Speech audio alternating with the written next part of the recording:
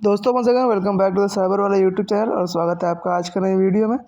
तो आज की वीडियो में हम बात करने वाले हैं BSSC यानी बिहार स्टाफ सिलेक्शन कमीशन के एक और फॉर्म के बारे में, जिसने जो कि ये ग्रेजुएट लेवल फॉर्म आपका होने वाला है। इसके अंदर आपको काफ़ी सारे वैकेंसी आपको देखने को मिल जाएंगी, जैसे कि आपको data entry operator, assistant section officer, planning assistant या जूनियर असिस्टेंट। तो इन सब पोस्टों की वैकेंसी आपको इस फॉर्म में आपको देखने को मिलेगी। तो ये ग्रेजुएट लेवल फॉर्म है, तो इसीलिए पहले ही आपको मैं बता देना चाहता हूँ कि जिनके पास ग्रेजुएशन की डिग्री है वही इस वीडियो को देखिएगा, क्योंकि ये वीडियो उन्हीं के लिए है। बाकी आपका जब इंटर या हाई स्कूल वाली वैकेंसी आएगी तो मैं आपको उसमें बता दूंगा। तो इस वीडियो में हम स्टेप बाय स्टेप सारी चीज़ें हम डिस्कस करने वाले हैं, जैसे इसके application dates, application fees, age limit क्या होने वाली है और उसको हम कैसे अप्लाई करेंगे रजिस्ट्रेशन से लेकर प्रिंट तक। तो कल मैंने एक वीडियो अपलोड की थी बिहार BSSC ऑफिस अटेंडेंट के ऊपर। तो इसका फॉर्म भी सेम टू सेम उसकी तरह ही भरा जाना है। तो जिन लोगों ने पिछले वाला वीडियो नहीं देखा है, इस आई बटन पर क्लिक करके वो वीडियो आप देख सकते हैं। बाकी डिस्क्रिप्शन बॉक्स में आपको उस वीडियो की लिंक मिल जाएगी, आप वहाँ से भी इस वीडियो को आप देख सकते हैं। मान लीजिए इस वीडियो में अगर आपको कोई पॉइंट नहीं समझ में आता है तो आप उस वीडियो से आप उन सारे पॉइंट को आप जान सकते हैं। तो चलिए बिना देरी के वीडियो को स्टार्ट करते हैं। तो चलिए बात कर लेते हैं इसके एप्लीकेशन डेट्स के बारे में। तो इसका जो एप्लीकेशन फॉर्म है 25 अगस्त को आ चुका है। इसकी जो लास्ट डेट है अप्लाई करने की वो आपको 24 सितंबर तक देखने को मिलेगी। अब बात कर ले इसके एप्लीकेशन फ़ी की, तो अगर आप जनरल कैंडिडेट हैं तो आपको 540 रुपये पेमेंट करने पड़ेंगे। SC ST या PH कैंडिडेट के लिए 135 और फीमेल के लिए 135। तो ये बिहार के लिए है। अगर आप अदर स्टेट से अगर आप बिलोंग करते हैं तो वाकई में आपको 540 रुपये पेमेंट करने पड़ेंगे।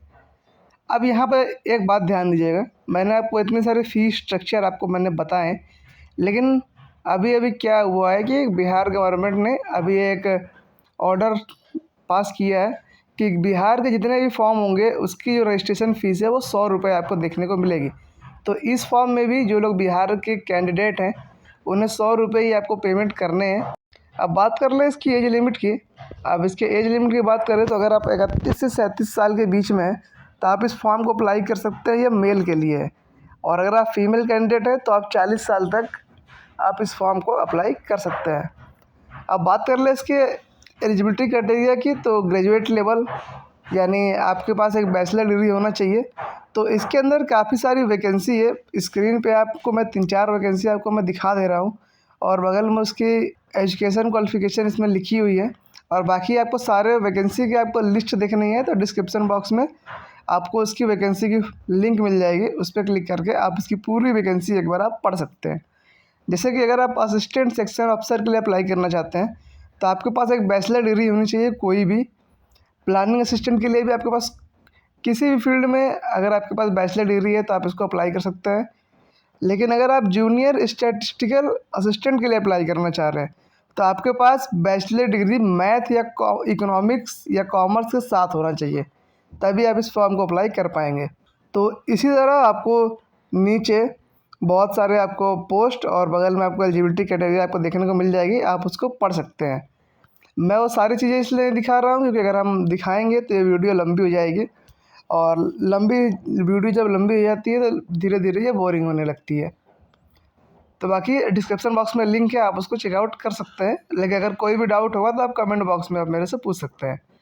अब बात कर लें कि क्या हम इस फॉर्म को अप्लाई कैसे करेंगे, तो डिस्क्रिप्शन बॉक्स में आपको इस फॉर्म की लिंक मिल जाएगी। जैसे आप उस लिंक पर क्लिक करेंगे आप इसके मेन वेबसाइट पर आप रिडायरेक्ट हो जाएंगे।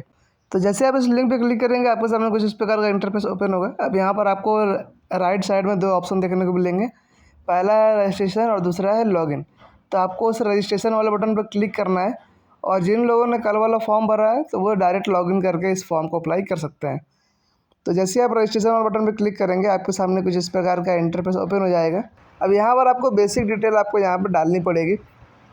जैसे कि सबसे पहले आपको एंटर करना है आपको अपनी टेंथ के मार्कशीट के अकॉर्डिंग आपका नेम, और इसमें आप मिस्टर मिसेस वगैरह कुछ भी आपको नहीं लगाना है। आपको सिंपल सा जो आपके 10th के मार्कशीट पर नेम है वही नेम आपको एंटर यहाँ पे कर देना है। जेंडर में आपके जो भी जेंडर है मेल फीमेल आप वो सिलेक्ट करेंगे।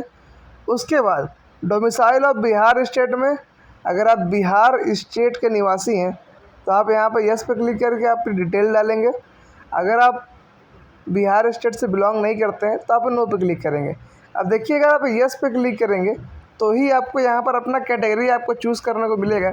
अदरवाइज़ अगर आप दूसरे स्टेट से बिलोंग करते हैं तो आपको यहाँ पे जनरल कैटेगरी में पहले से ही काउंट कर दिया जाएगा। तो आप यहाँ पर यस पे क्लिक करेंगे तो आप अपनी एक जनरल कैटेगरी आप यहाँ पे सेलेक्ट कर सकते हैं। उसके बाद आपसे पूछ रहा है do you belong to non creamy layer. अगर आप नॉन क्रीमी लेयर से बिलोंग करते हैं तो आप यस पे क्लिक करेंगे, अदरवाइज आप नो पे क्लिक करेंगे। क्रीमी लेयर का मतलब होता है कि आपकी जो फैमिली इनकम है वो 8 लाख से ऊपर है, और नॉन क्रीमी लेयर का मतलब होता है आपकी जो फैमिली इनकम है वो 8 लाख से नीचे है।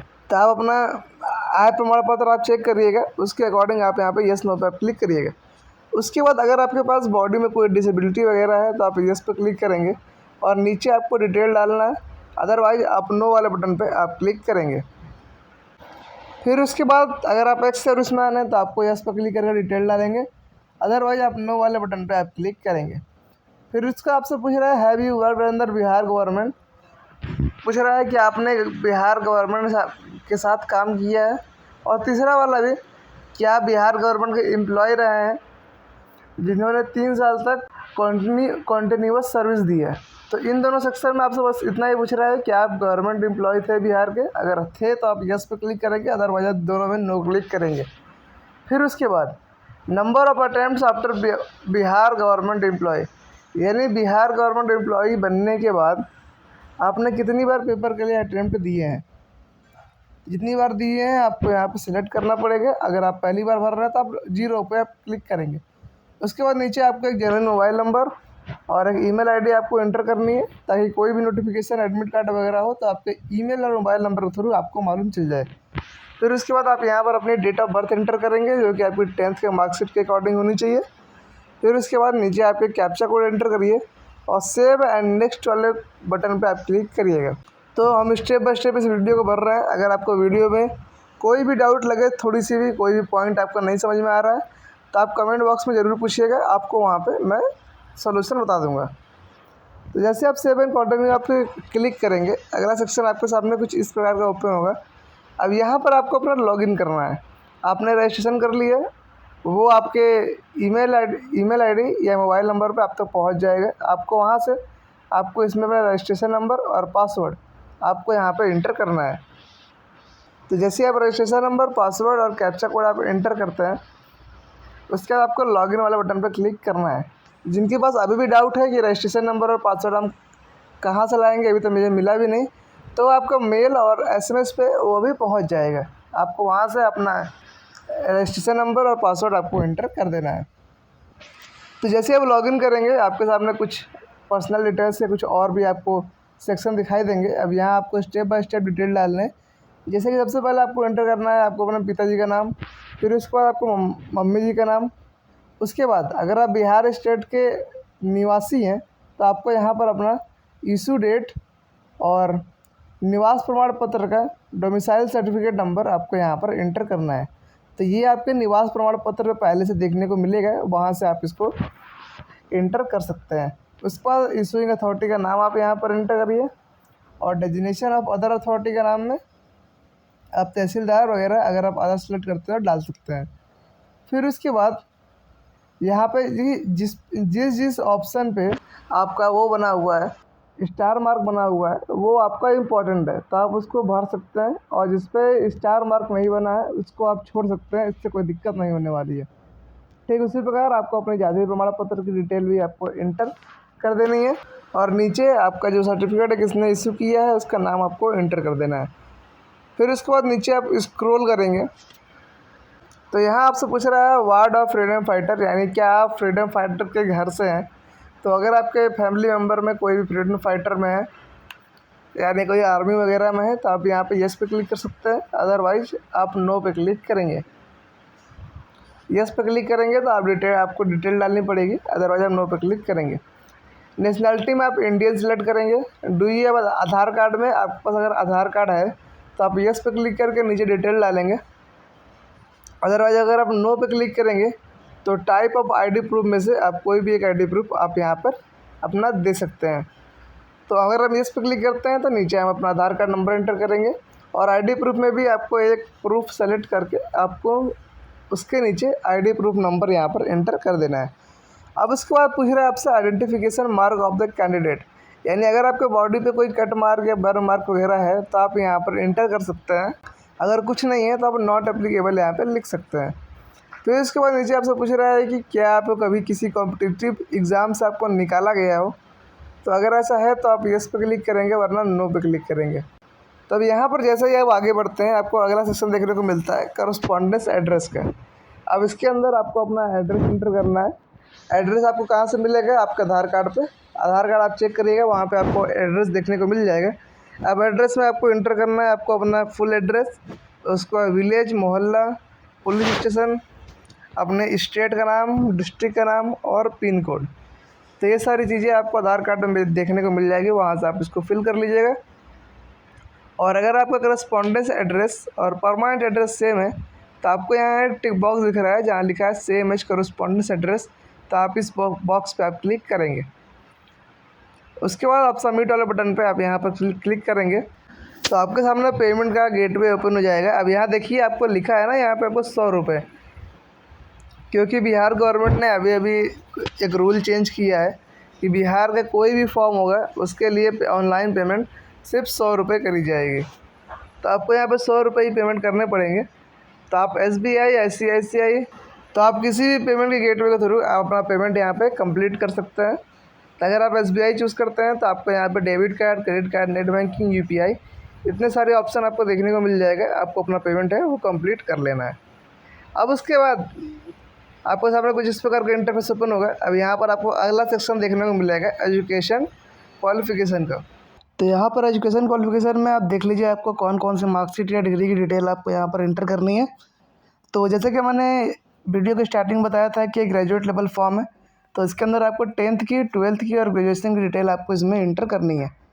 तो सबसे पहले हम 10th की डिटेल में सब्जेक्ट नेम में आपके 10th में जो जो सब्जेक्ट थे आपको उन सारे सब्जेक्ट का नेम यहाँ पर एंटर करना है। ठीक उसी प्रकार आपको 12th में और ग्रेजुएशन में भी सेम टू सेम आपको ये एंटर करना है।